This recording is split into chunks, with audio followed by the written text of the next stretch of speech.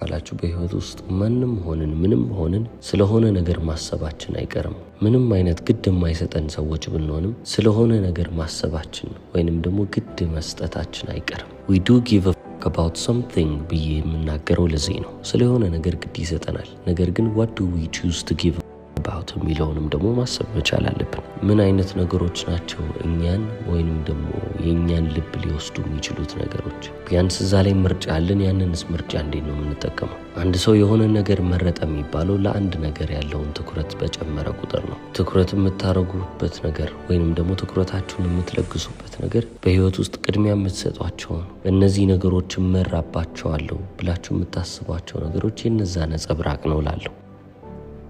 አንድን ሰው ጠይቃችሁ በህይወትህ ምንድነው ዋጋ የምትሰጠው ነገር? በህይወትህ ትልቅ ቦታ አለው ብለህ የምታስበው አስፈላጊ ነገር ነው ብለህ የምታስበው ነገር ምንድነው ብትሉት የሚሰጣችሁ መልስ የሱ ነጸብራቅ ነው። ነገር ግን እነዚህን ቫልዩዎች ወይንም እነዚህን ቅድሚያ የምንሰጣቸውን ዋጋ ያላቸውን ነገሮች በአይምሯችን ውስጥ የምናስቀምጠው ዩዥሊ አንኮንሺየስ በሆነ መንገድ ነው። ቆም ብለን እንደ ሰው ልጅ አስበን አገናዝበን ሳይሆን ሳናስበው ቢውልድ እያደረግን እየመሰረተን የምንመጣው ነገር ነው። ታዲያ ዋጋዎቻችን ምንም አይነት ነገር ላይ የሆኑ እነዛ ነገሮች በምንሰራቸው በማንኛውም ነገሮች ላይ ኢፌክት አላቸው ወይንም ደግሞ የራሳቸውን ተጽዕኖ ይዘውብን ይመጣሉ። እዚህ ምድር ላይ የራሳችንን ፐርስፔክቲቭ ወይንም ደግሞ እይታችንን የሚሸፍኑም የሚገልጡም ነገሮች ይሆናሉ። በቃ የህይወት መነጽራችንም የሆኑት እነዚህ ዋጋ እንሰጣቸዋለን ወይንም ደግሞ ለኔ አስፈላጊ ናቸው ብለን የምናስባቸው ነገሮች ናቸው። ለዚህ ነው በሰልፍ ሄልፕ ኢንዱስትሪ ውስጥ ሁሌም ቢሆን ብላይንድ ስፓት ነው ወይንም ደግሞ ብዙ ሰዎች የሚመለከቱት ነገር አይደለም ብዬ የምናገረው።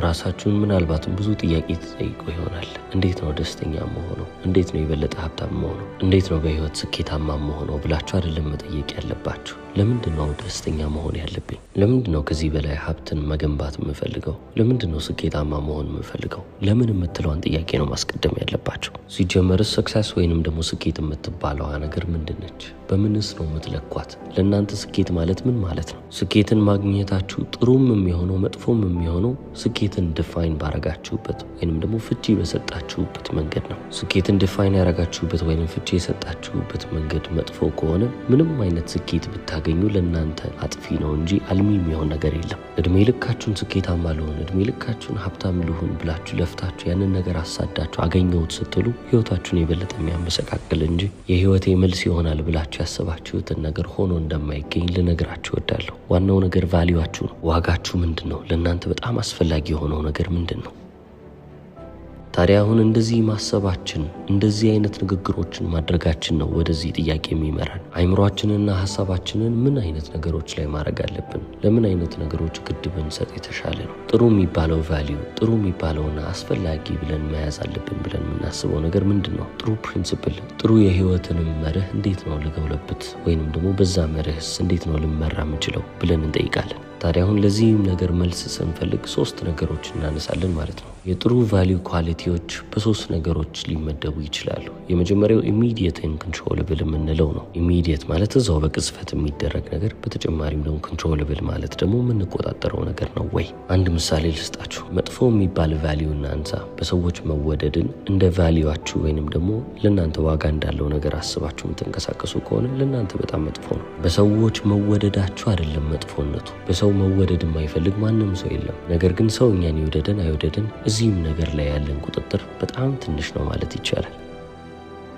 የሚያስገርመው ነገር ደግሞ ሰዎች እኔን ይወደዱኝ ብላችሁ የበለጠ የእነሱን ስሜት ለመቆጣጠር በሞከራችሁ ቁጥር እናንተ በፍጹም የማትወደዱ ሰዎች ሆናችሁ ታርፉታላችሁ። ስለዚህ ምናልባትም ኮንትሮለብል ነው ወይ? በህይወት ለእኔ አስፈላጊ ነገር ነው ብዬ ያሰብኩት ነገር እኔ ልቆጣጠረው የምችለው ነገር ነው ወይንስ አይደለም ብላችሁ ጠይቁ። ስለዚህ ወደ ራሳችሁ ፎከሱን ታመጡታላችሁ። ትኩረታችሁ ራሳችሁ ላይ ሊሆን ይገባል። እኔ ሀቀኛ ነኝ ወይ? ቨልነረብል ነኝ ወይ? ወይንም ደግሞ ስሜቴን ያለምንም ፍርሃት ከነድክመቴ በደንብ አድርጌ መግለጽ እችላለሁ ወይ? አንዳንድ ጊዜ ቨልነረቢሊቲ ደካማ እንደሆናችሁ ገልጦ ማሳየትም ሊሆን ስለሚችል ራሳችሁ ላይ በዚህ መንገድ ፎከስ ባረጋችሁ ቁጥር፣ ራሳችሁን እየገነባችሁ በቀጠላችሁ ቁጥር የተሻለ ወይንም ደግሞ ስትሮንገር የሚባል ጠንካራ የሚባል ግንኙነቶችን ልትመሰርቱ ትችላላችሁ። ጥሩ የሚባልም ህይወት ልትኖሩ ትችላላችሁ። ይህ ግን በሰዎች ሁሉ ትወደዳላችሁ ማለት አይደለም፣ ወይንም ደግሞ ያንን ጋራንቲ የሚያረጋግጥላችሁ ነገር አይደለም።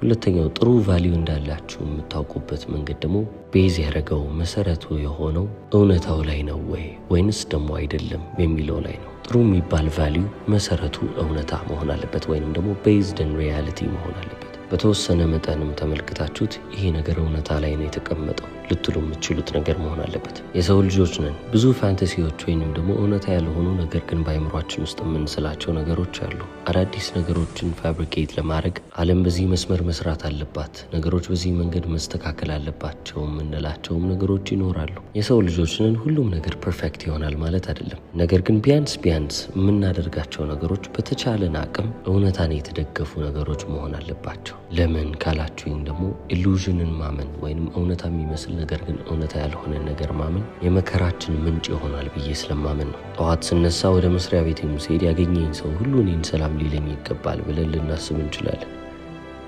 ነገር ግን እንደዚህ ብለን አስብን ማለት ጠዋት ሰላም ካልተባልን ቦክ የምንል ሰዎች እንሆናለን ማለት ነው። ስለዚህ ብዙ ጊዜ ለእኔ አስፈላጊ ነገሮች ናቸው ብለን የምናስባቸው ነገሮች እውነታ ላይ ቤዝ ያደረጉ ነገሮች ናቸው ወይንስ ዝም ብዬ በአይምሮ የፈጠረ የመከተላቸው ነገሮች ናቸው ብለን መመርመር አለብን። ምክንያቱም የተሳሳትንበትን ነጥብ በዚህ መንገድ ብቻ ነው ልናውቅና ልንረዳ የምንችለው። ስለዚህ አሁን ሶስተኛው መርህ ወይንም ደግሞ ጥሩ ቫሊዩ ለመያዝ ዋጋ የምንሰጠው ነገር በጥሩ ነገር ላይ እንዲመሰረት አንድ አስፈላጊ መርህ አለ።